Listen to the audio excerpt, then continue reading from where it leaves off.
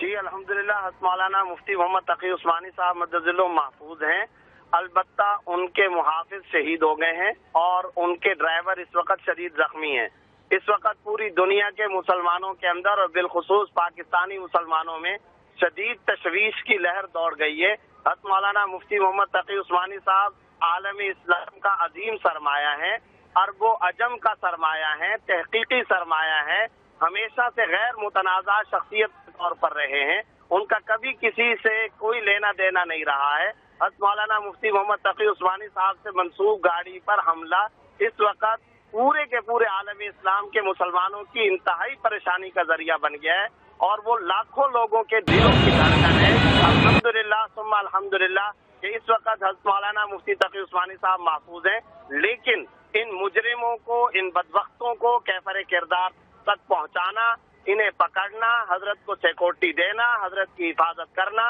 حکومت وقت کی بہت بڑی ذمہ داری ہے۔ حضرت مولانا تقی عثمانی صاحب پوری دنیا کے مسلمانوں کے سرمایہ ہیں، اس لیے ان کے بارے میں مسلمانوں کی اور پاکستانی مسلمانوں کی تشویش کو مد نظر رکھ کر ان کی سیکورٹی اور حفاظت کا انتظام کرنا وہ حکومت وقت کی بنیادی اور اہم ترین ذمہ داری ہے۔ لیکن کوئی بھی مسئلہ ہو، ظاہر ہے کہ حضرت اس وقت پاکستان کا بلکہ پوری دنیا کا، جیسا کہ میں نے بتایا، سرمایہ ہیں، وہ غیر متنازع شخصیت کے طور پر ہمیشہ رہے ہیں، ان کا کسی سیاسی جماعت سے کبھی کوئی تعلق نہیں رہا، اور جیسے ہی حالات الحمدللہ جیسے بھی آتے رہے، حضرت کی شخصیت ہمیشہ غیر متنازع رہی، تمام حلقوں کے اندر وہ مقبول ترین رہنما ہیں۔ دیکھیں جی، یہ بہت تشویشناک بات ہے، ہم تو اس سلسلے میں کچھ نہیں کہہ سکتے، لیکن علمی شخصیات کو